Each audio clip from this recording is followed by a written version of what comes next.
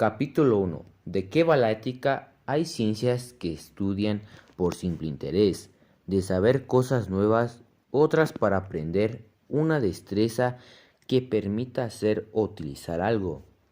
La mayoría para obtener un puesto de trabajo y ganarse con él la vida. Si no sentimos curiosidad ni necesidad de realizar tales estudios, podemos prescindir tranquilamente de ellos. Abundan los conocimientos muy interesantes, pero sin los cuales uno se las arregla bastante bien para vivir. Yo, por ejemplo, lamento no tener idea de astrofísica ni de ebanistería, que a otros les darán tantas satisfacciones, aunque tal ignorancia no me ha impedido ir tirando hasta la fecha. Y tú, si no me equivoco, conoces las reglas del fútbol, pero estas bastante ves en béisbol. No tiene mayor importancia, disfrutas con los mundiales, pasas olímpicamente de la Liga Americana y todos están contentos. Lo que quiero decir es que ciertas cosas uno puede aprenderlas o no, a voluntad.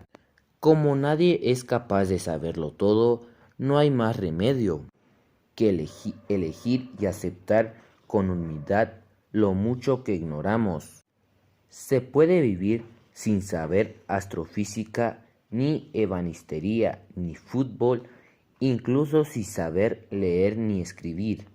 Se vive peor, si quieres, pero se vive. Ahora bien, otras cosas hay que saberlas, porque en ello, como suele decirse, nos va la vida bien. Es precioso estar entero, por ejemplo, de que saltar desde el balcón de un sexto piso no es cosa buena para la salud, o de que una dieta de clavos, con perdón de los faquires y ácido presico, no permite llevar a viejo. Tampoco es aconsejable ignorar que si uno cada vez que se cruza con el vecino le atiza un porro, las consecuencias serán antes o después muy desagradables. Pequeñeces así son importantes. Se puede vivir de muchos modos, pero hay modos que no dejan vivir. En una palabra, entre todos los saberes posibles existen al menos uno imprescindible, el de que ciertas cosas nos convienen y otras no.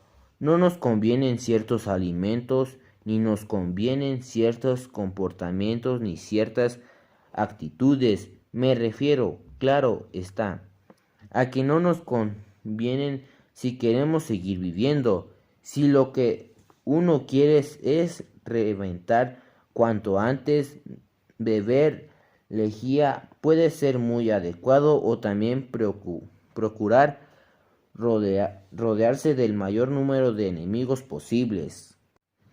Pero de momento vamos a suponer que lo que preferimos es vivir. Los respetables gustos del suicida los dejaremos por ahora de lado, de modo que ciertas cosas nos convienen a lo que nos conviene solemos llamar bueno, porque nos sienta bien. Otras, en cambio, nos sientan pero que muy mal, y a todo eso lo llamamos malo. Saber lo que nos conviene, es decir, distinguir entre lo bueno y lo malo, es un conocimiento que todos intentamos adquirir, todos sin excepción, por la cual que nos trae. Como he señalado antes, hay cosas buenas y malas para la salud. Es necesario saber lo que debemos comer, o que el fuego a veces calienta y otras quema, así como el agua puede quitar la sed, pero también ahogarnos. Sin embargo, a veces las cosas no son tan sencillas. Ciertas drogas, por ejemplo, aumentan nuestro brío o producen sensaciones agradables, pero su abuso continuo puede ser nocivo. En unos aspectos son buenas, pero en otras malas. Nos convienen y a la vez no nos convienen. En el terreno de las relaciones humanas, estas ambigüedades se dan con una mayor frecuencia. La mentira es algo en la general malo, porque destruye la confianza en la palabra y todos necesitamos hablar para vivir en sociedad y enemistad a las personas, pero a veces parece que puede ser útil o beneficio mentir para obtener alguna ventajilla o incluso para hacerle un favor a alguien. Por ejemplo, es mejor decirle al enfermo de cáncer incurable la verdad sobre su estado o se le debe engañar para que pase sin angustia sus últimas horas. La mentira no nos conviene, es mala, pero a veces parece resultar buena. Buscar gresca con los demás ya hemos dicho que es por lo común inconveniente, pero debemos consentir que viole delante de nosotros a una chica sin intervenir. Por aquello, no meternos en líos. Por otra parte, al que siempre dice la verdad, caiga quien caiga, suele congelar mane a todo el mundo. Y quien interviene en plan Indiana Jones para salvar a la chica agredida es más probable que sea con la crisma rota que quien se va silbando a su casa. Lo malo parece a veces resultar más o menos bueno, o lo bueno tiene en ocasiones apariencias de malo. Vaya jaleo. Lo de saber vivir no resulta tan fácil, porque hay diversos criterios opuestos respecto a qué debemos hacer. En matemáticas o geografía hay sabios e ignorantes, pero los sabios están casi siempre de acuerdo en lo fundamental. En lo de vivir, en cambio, las opciones distan de ser unánimes. Si uno quiere llevar una vida emocionante, puede dedicarse a los coches de Fórmula 1 o al alpinismo, pero si se prefiere una vida segura y tranquila, será mejor buscar las aventuras en el videoclub de la esquina. Algunos aseguran que lo más noble es vivir para los demás y otros señalan que lo más útil es lograr que los demás vivan para uno.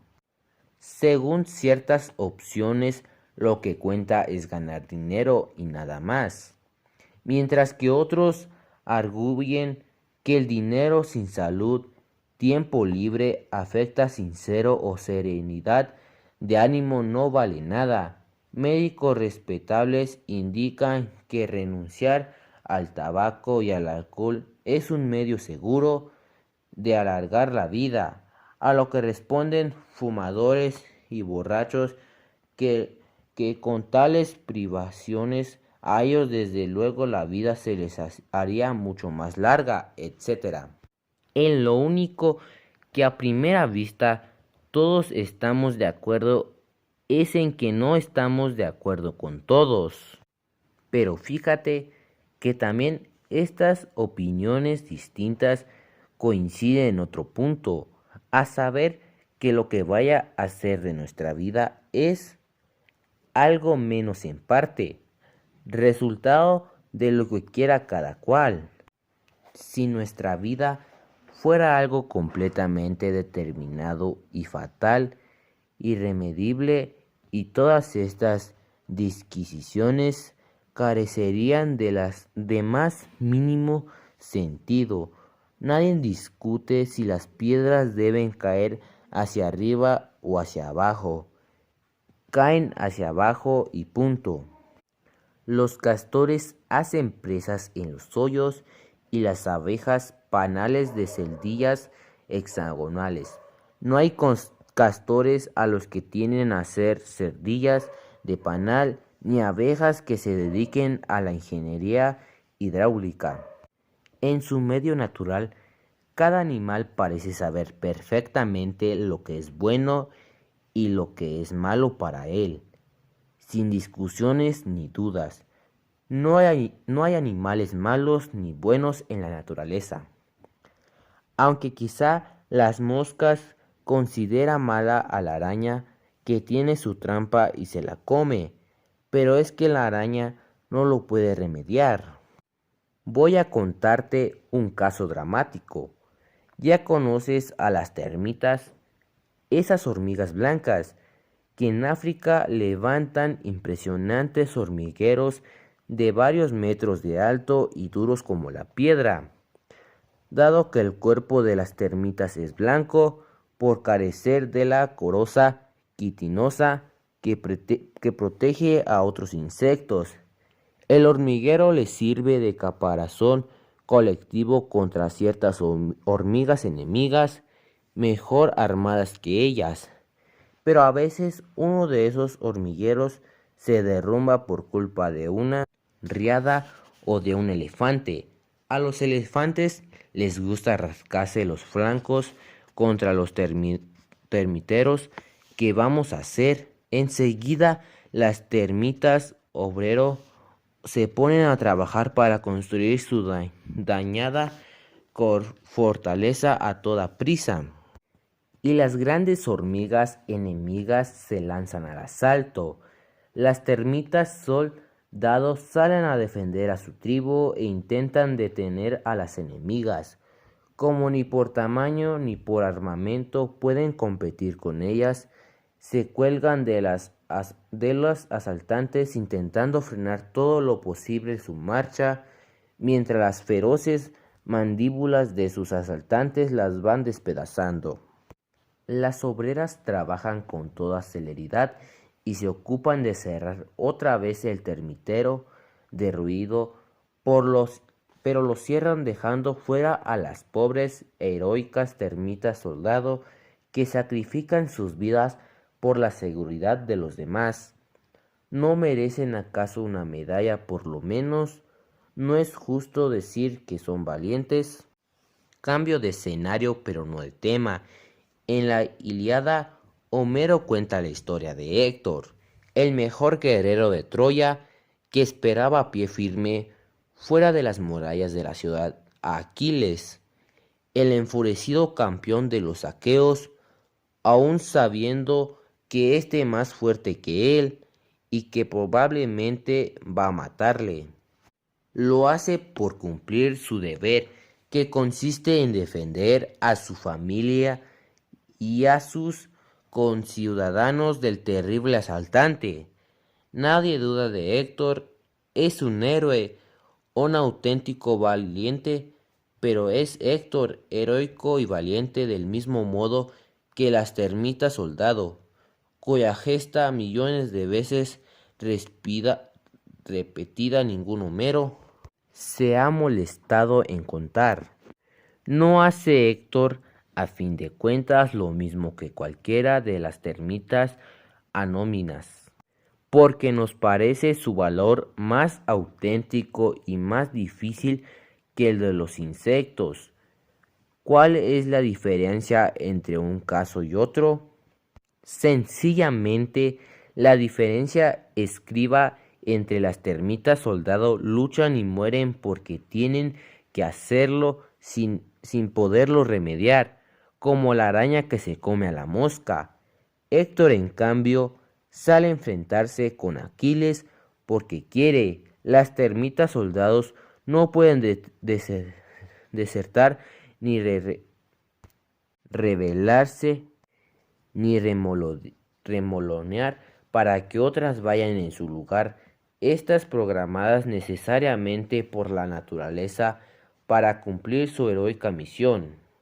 El caso de Héctor es distinto. Podría decir que está enfermo o que no le da la gana enfrentarse a alguien más fuerte que él. Quizás sus conciudadanos le llamaran cobarde y le tuviesen por un cadadura, o quizá le preguntasen qué otro plan le ocurre para enfrentar a Aquiles. pero es indudable que tiene la posibilidad de negarse a ser héroe.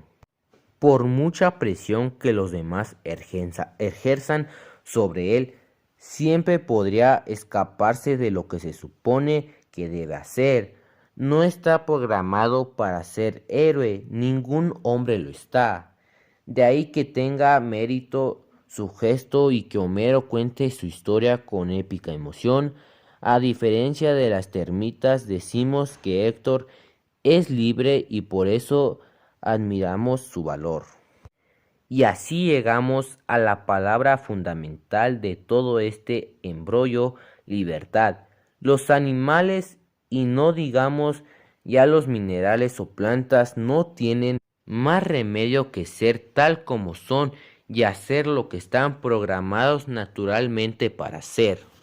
No se les puede reprochar que lo hagan ni aplaudirles por ello, porque no saben comportarse de otro modo.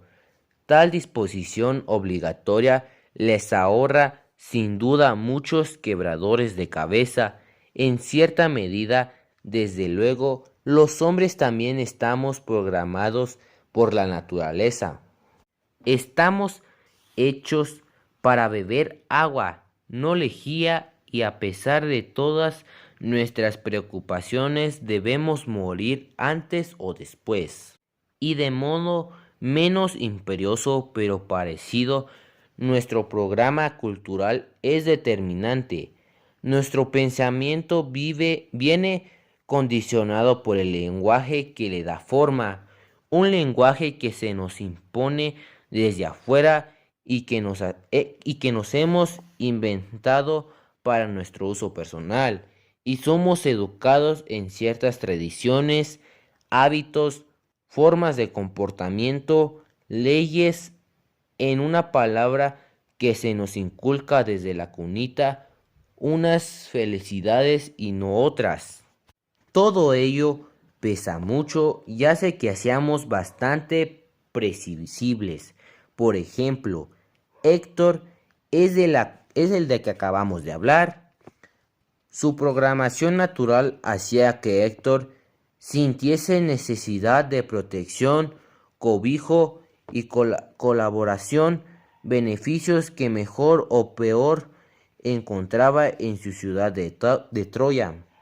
También era muy natural que considerara con afecto a su mujer Andrómaca, que le proporcionaba compañía placentera, y a su hijito, por el que sentía lazos de apego biológico.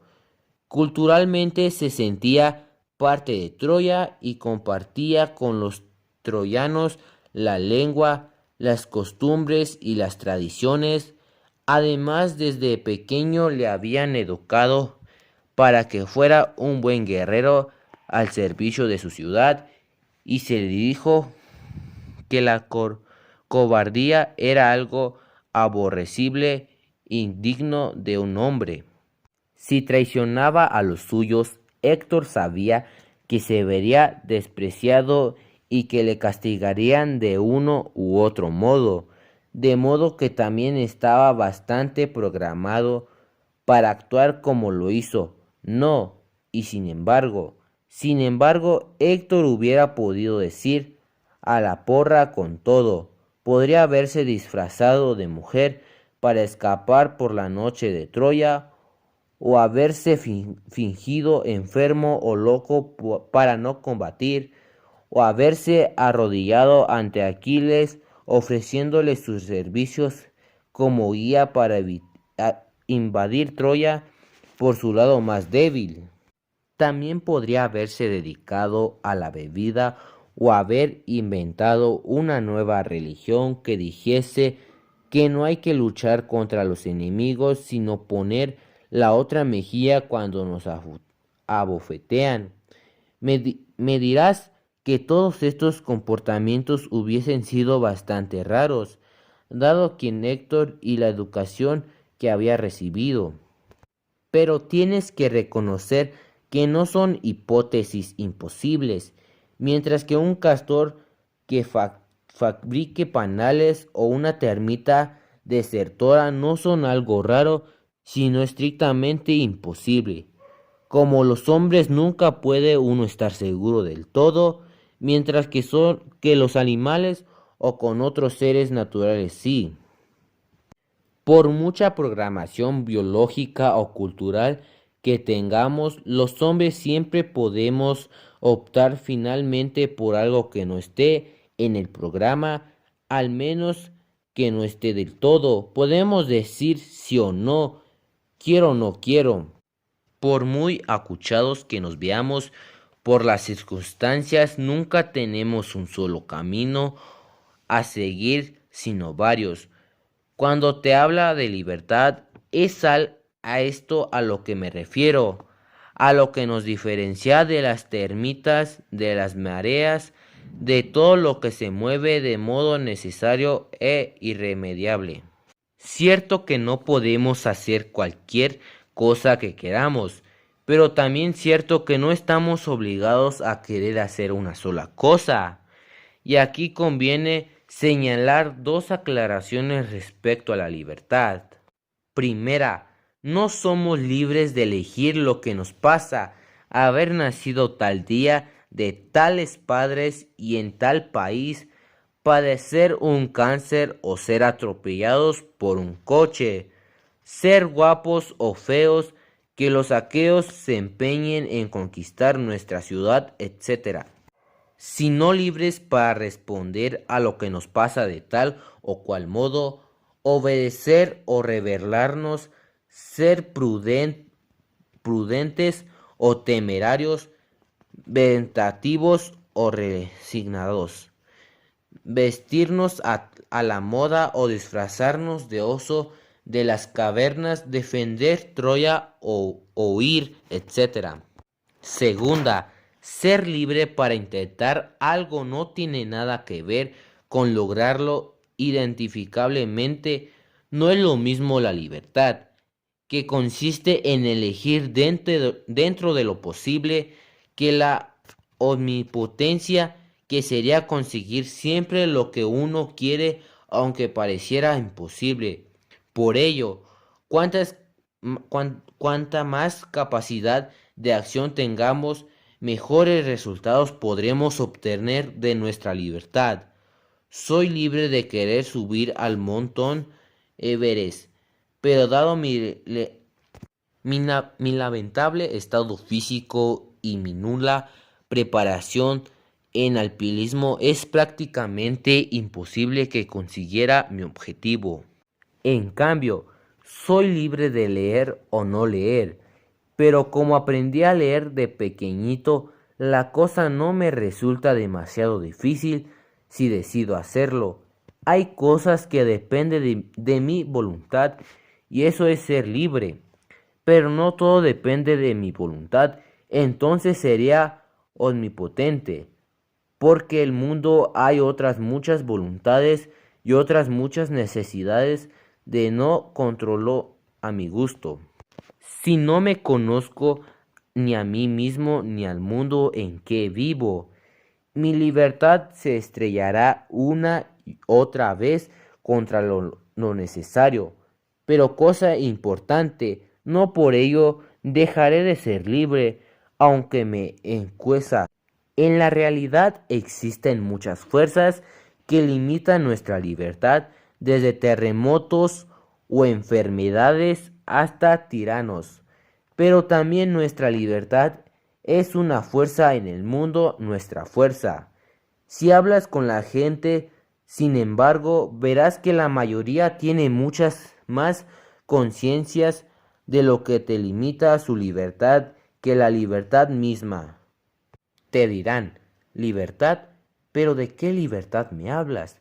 ¿Cómo vamos a ser libres si nos comen el coco desde la televisión, si los gobernantes nos engañan y nos manipulan, si los terroristas nos amenazan, si las drogas nos esclavizan y si además me falta dinero para comprarme una moto, que es lo que quiero yo?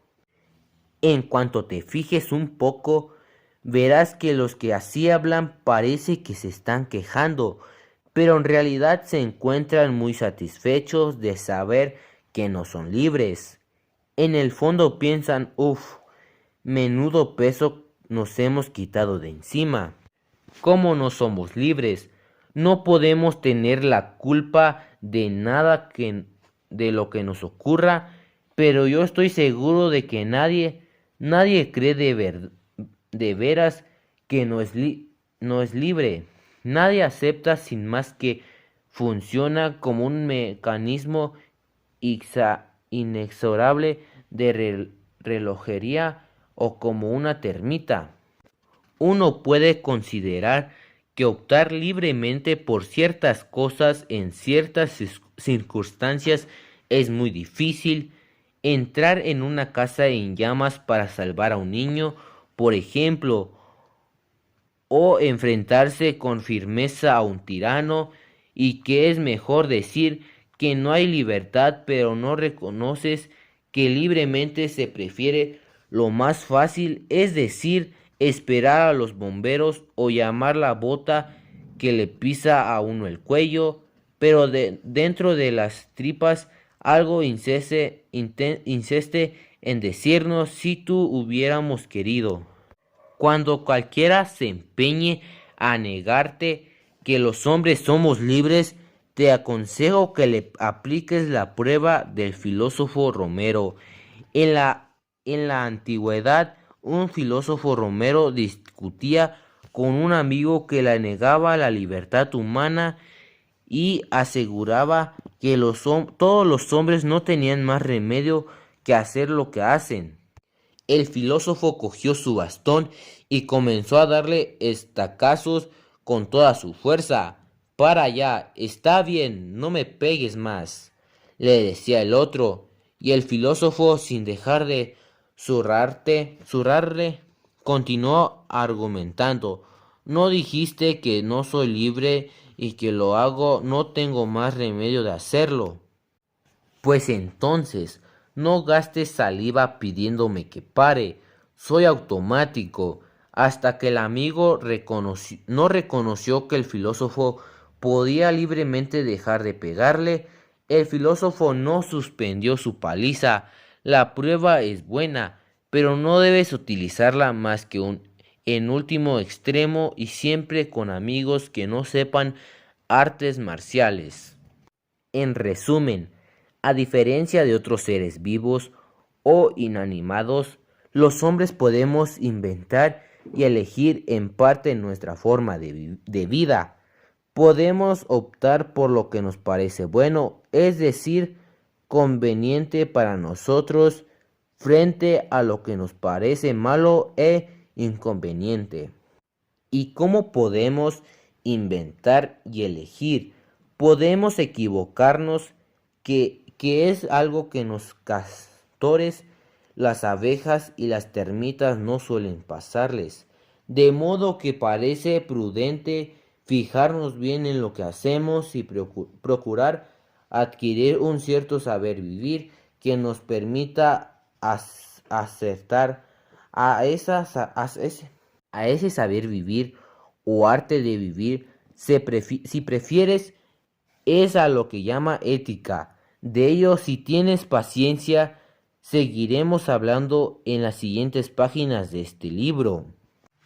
Y si ahora, dejando en el suelo el abollonado escudo y el fuerte casco, y apoyando la pica contra el muro, saliera al encuentro del inexorable Aquiles, le dijera que permitiera a los Atridas llevarse a Helena y las riquezas que Alejandro trajo a Ilión en las convocadas naves, que esto fue lo que originó la guerra, y le ofreciera repartir a los aqueos la mitad de lo que la ciudad contiene, y más tarde tomara juramento a los troyanos de que, sin ocultar nada, formarse dos lotes con cuantos bienes existen dentro de esta hermosa ciudad.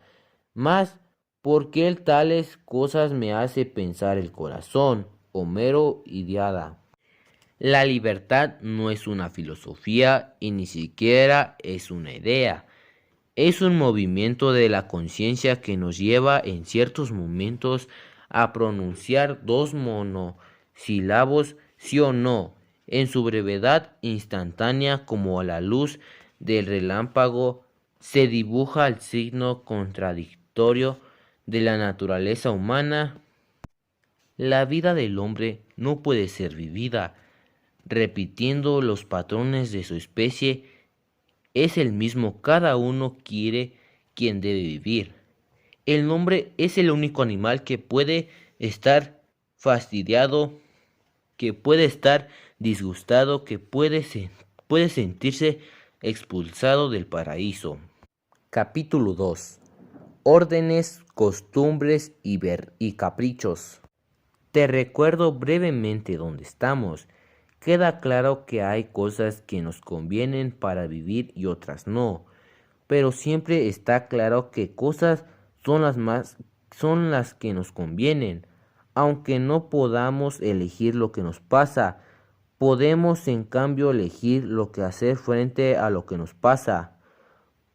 Modestia aparte, nuestro caso se parece más al de Héctor que al de las beneméritas termitas. Cuando vamos a hacer algo, lo hacemos porque preferimos hacer eso que hacer otra cosa o porque preferimos hacerlo a no hacerlo. Resulta entonces que hacemos siempre lo que queremos. Hombre, no tanto. A veces las circunstancias nos importan elegir entre dos opciones que no hemos elegido. Vamos que hay ocasiones en que elegimos aunque preferimos no tener que elegir. Uno de los primeros filósofos que se ocupó de estas cuestiones, Aristóteles, imaginó el siguiente ejemplo. Un barco lleva una importante carga a un puerto a otro. A medio trayecto le sorprende una tremenda tempestad. Parece que la única forma de salvar el barco y la tripulación es arrojar por la borca el cargamento que además de importante es pesado. El capitán del navío se plantea el problema siguiente: ¿debo tirar la mercancía o arriesgarme a capear el temporal con ella en la bodega, esperando que el tiempo mejore o que la nave resista? Desde luego, si arrojo el cargamento, lo hará porque prefiere hacer eso a afrontar el riesgo, pero sería injusto decir sin más que quiera tirarlo. Lo que de veras quiero es llegar al puerto con su barco y tripulación y su mercancía. Eso es lo que más le conviene. Sin embargo, dadas las borrascosas circunstancias, prefiere salvar su vida y la de su tripulación a salvar la carga por preciosa que sea. Ojalá no se hubiera levantado la maldita tormenta. Pero la tormenta no puede elegirla, es cosa que se le impone, cosa que se pasa, quiere o no. Lo que en cambio puede elegir es el comportamiento a seguir en el peligro que lo amenaza. Si tira el cargamento por la borda, lo hace porque quiere y a la vez sin querer. Quiere vivir, salvarse y salvar a los hombres que dependen de él, salvar su barco, pero no quisiera quedarse sin la carga ni el provecho que representa, por lo que no se desprenderá de ella sino muy a regañadientes. Preferiría sin duda no verse en el trance de tener que escoger entre la pérdida de sus bienes y la pérdida de su vida. Sin embargo, no queda más remedio y debe decidirse. Elegirá lo que quiera más, lo que crea más conveniente. Podríamos decir que es libre porque no le queda otro remedio que serlo, libre de optar en circunstancias que él no ha elegido padecer. Casi siempre que reflexionamos en situaciones difíciles o importantes sobre lo que vamos a hacer, nos encontramos en una situación parecida a la de ese capitán de barco del que habla Aristóteles. Pero claro, no siempre las cosas se ponen tan feas. A veces las circunstancias son menos tormentosas y se me empeñó en no ponerte más porque ejemplos con Ciclón incorporado puedes rebelarte contra ellos, como hizo aquel aprendiz de aviador. Su profesor de vuelo le preguntó: ¿Va usted en un avión? Se declara una tormenta y le inutiliza a usted el motor. ¿Qué debe hacer?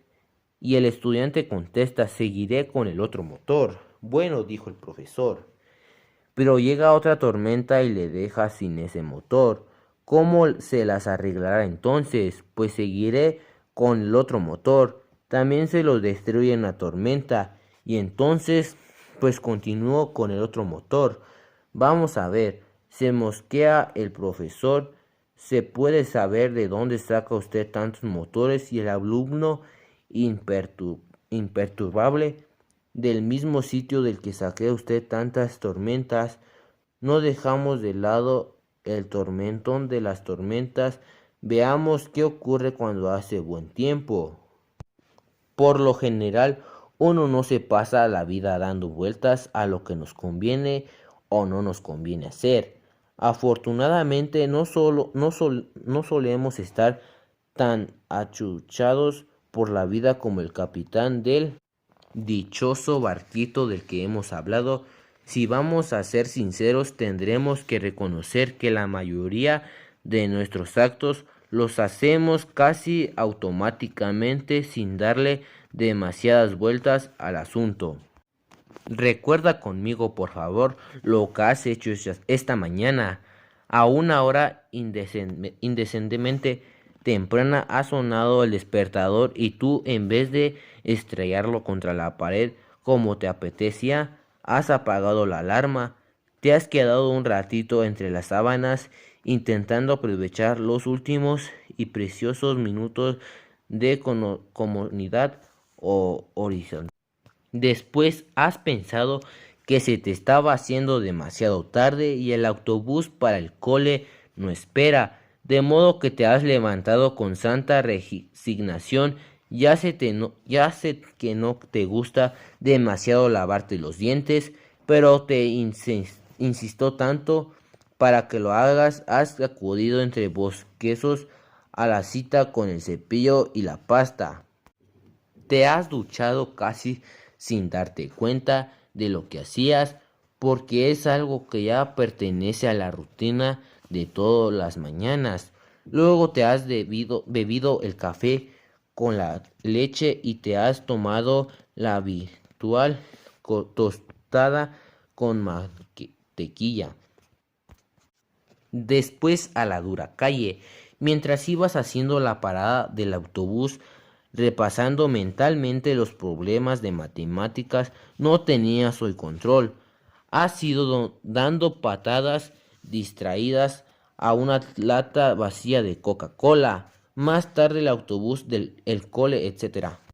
Francamente, no creo que cada uno de esos actos los hayas realizado tras angustias meditaciones. Me levanto o no me levanto, me ducho o no me ducho, desayunar o no desayunar.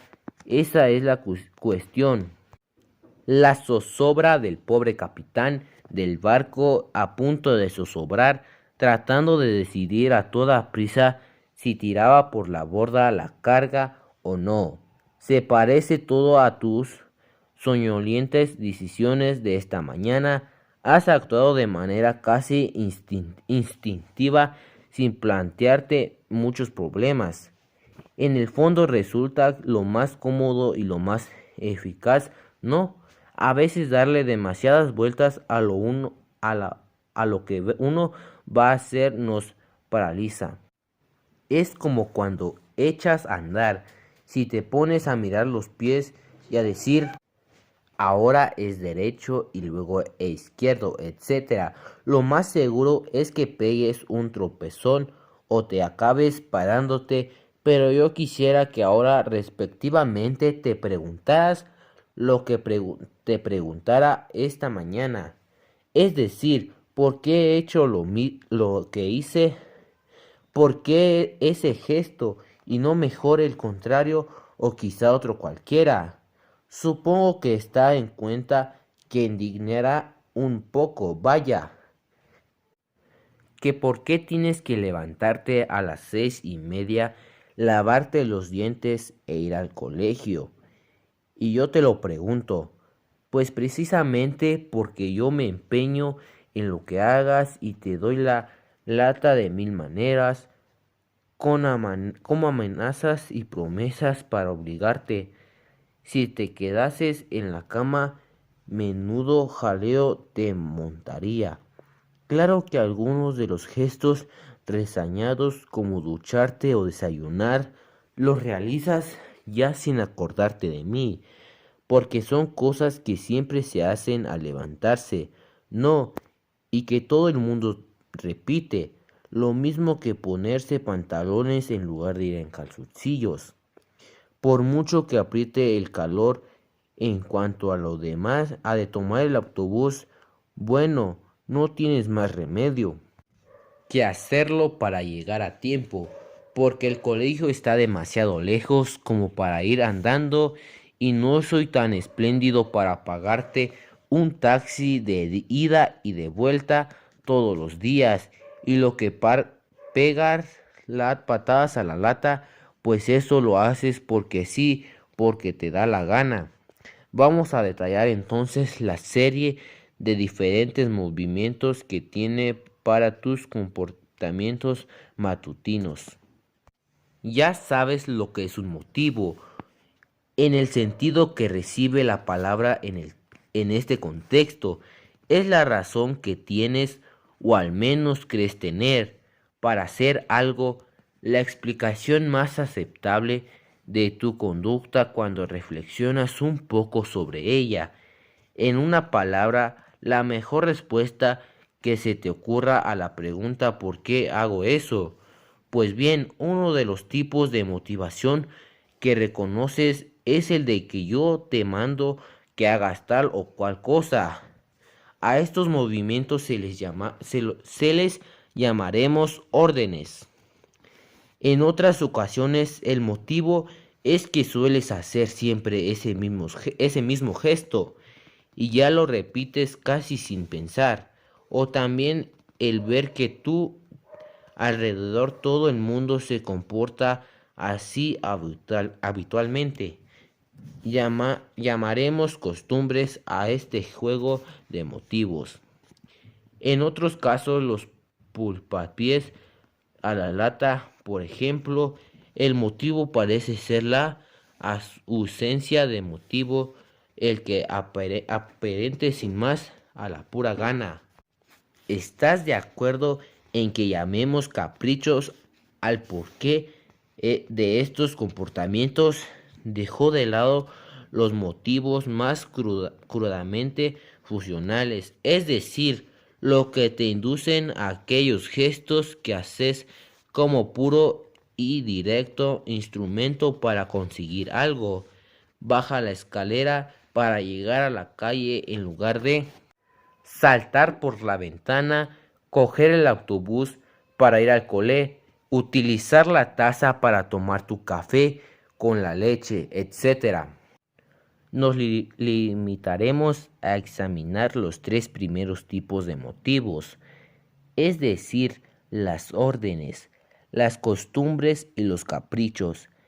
Cada uno de esos motivos inclina tu conducta en una dirección u otra.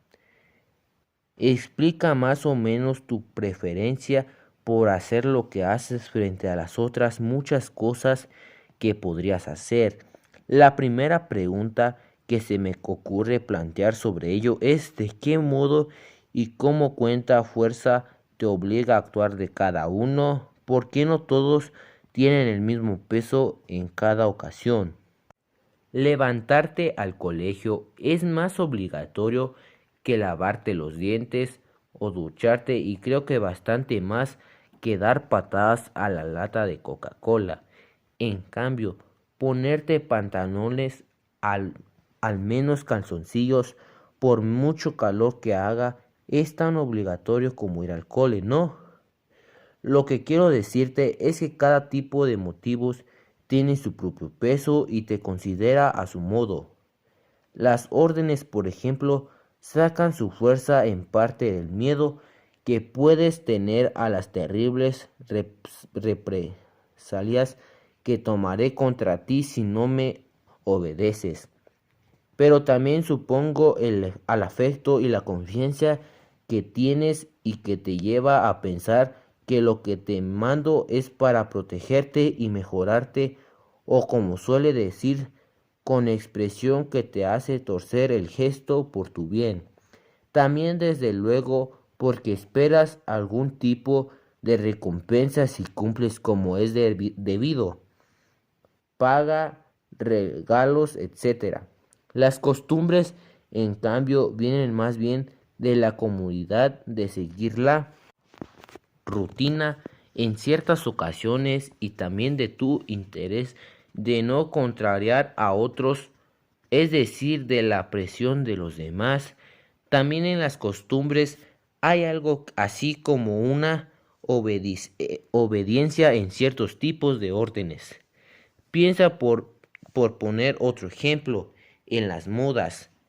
La cantidad de calzados, zapatillas, pins, etcétera, que tiene que ponerte porque entre tus amigos es costumbre llevarlas y tú no quieres desentonar. Las órdenes y las costumbres tienen una cosa en común. Parece que viene de fuera, que se te imponen sin pedirte permiso. En cambio, los caprichos te salen de dentro, brotan espontáneamente sin que nadie los mande ni a nadie en principio creas imitarlos. Yo supongo que si te pregunto que cuando te sientes más libre al cumplir órdenes, al seguir la costumbre o al hacer tu capricho, te dirás que eres más libre al hacer tu capricho porque es una cosa más tuya y que no depende de nadie más que de ti. Claro que debas saber, a lo mejor también el llamado capricho te apetece porque se lo imitas a alguien o quizá brotas de una orden pero al revés, por ganas de llevar la contraria, unas ganas de que no se te hubieran despertado a ti solo sin el mandato previo que desobedeces, en fin. Por el momento vamos a dejar las cosas aquí, que por hoy ya es lío suficiente. Pero antes de acabar, recordemos como despedida otra vez aquel barco griego en la tormenta al que se refirió Aristóteles, ya que empezamos entre olas y truenos, bien podemos acabar lo mismo para que el capítulo resulte capicúa. El capitán del barco estaba cuando los dejamos en el trance de arrojar a lo o no la carga por la borda para evitar el naufragio. Desde luego tiene orden de llevar las mercancías a puerto. La costumbre no es precisamente tirarlas al mar, y poco le ayudaría a seguir sus caprichos, dado el berenjenal en que se encuentran. Siguiera sus órdenes aún a riesgo de perder la vida y la de toda su tripulación. Tendré más miedo a la cólera de sus patronos que al mismo mar furioso.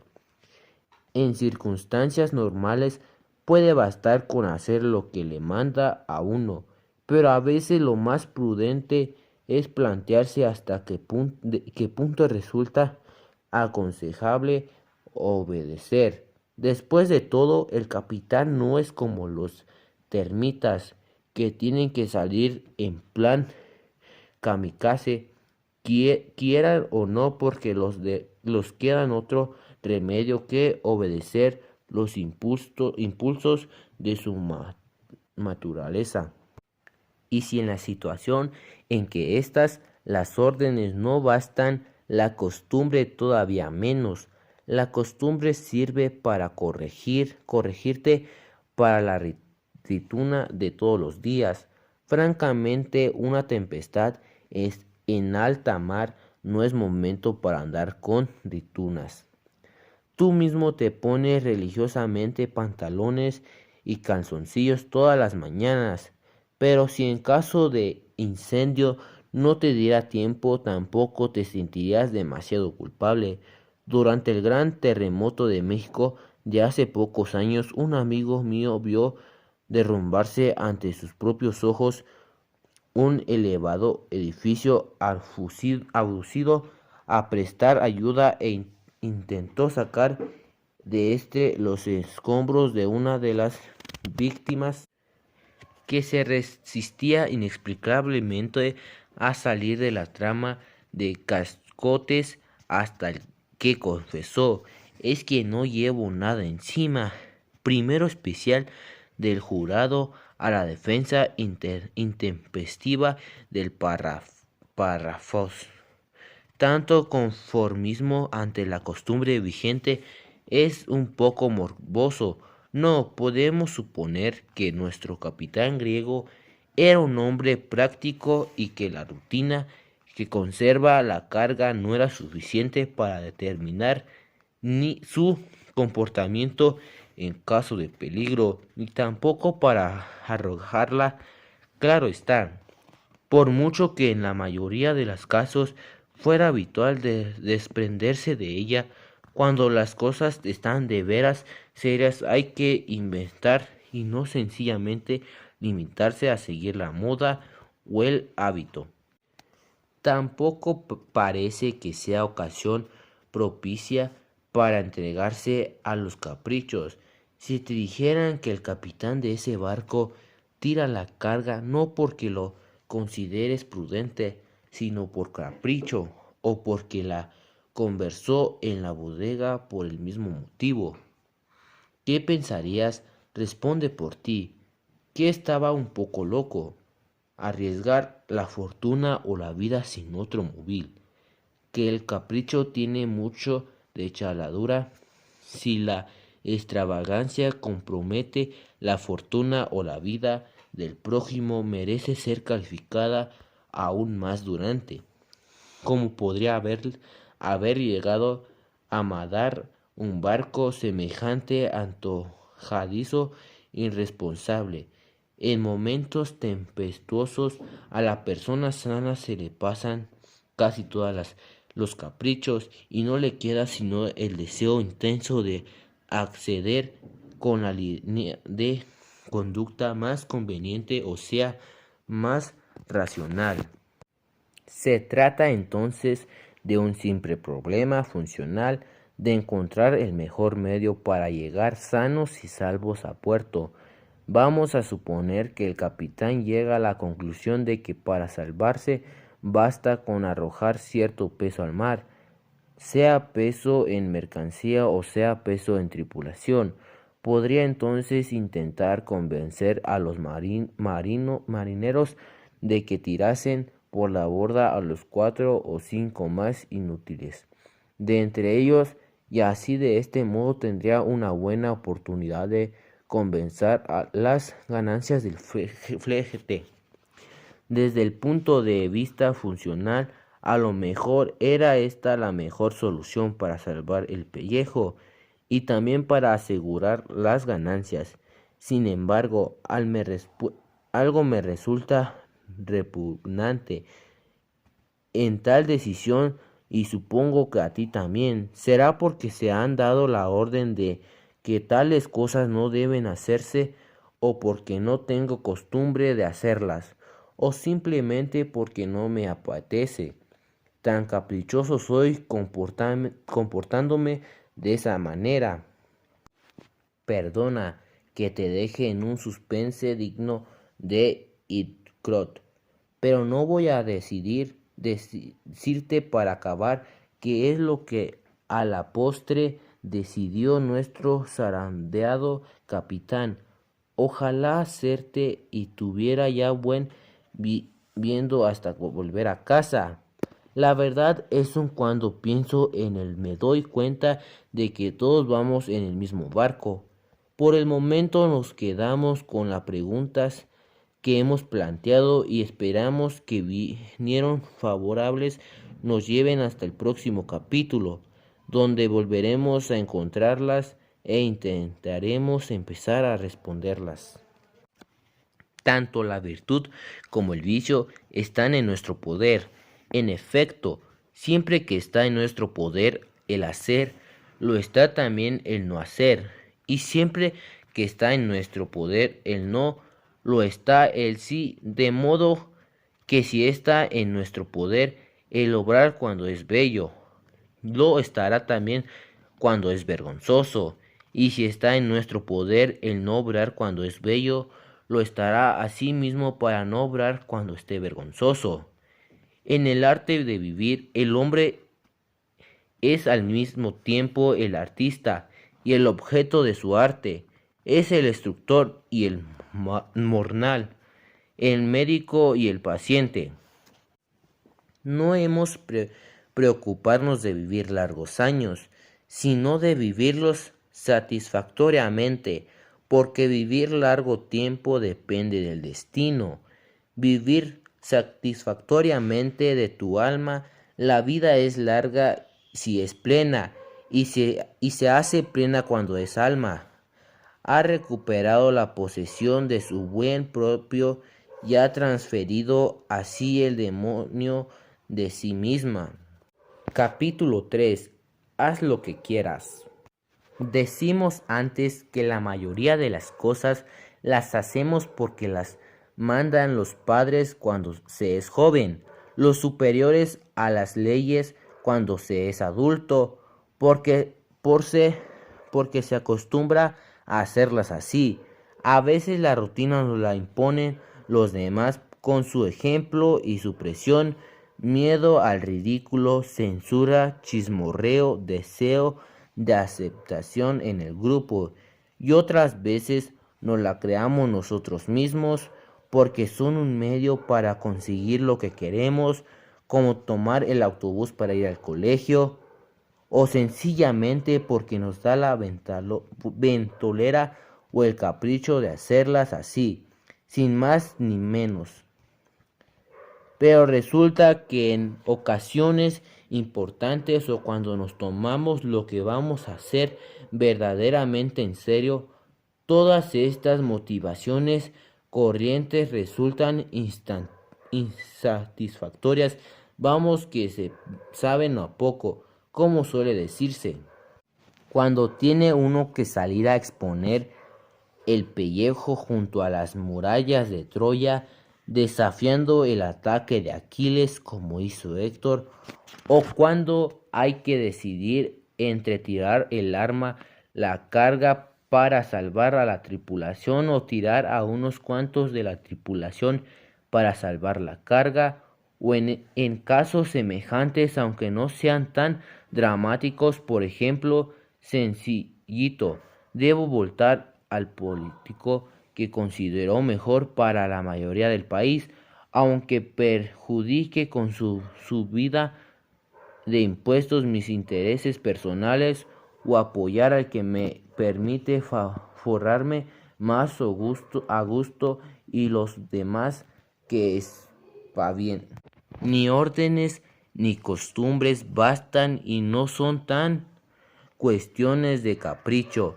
En comandante nazi del campo de concentración al que acusan de una matanza de judíos intenta escurarse diciendo que cumplió órdenes, pero a mí, sin embargo, no me convence esa justificación.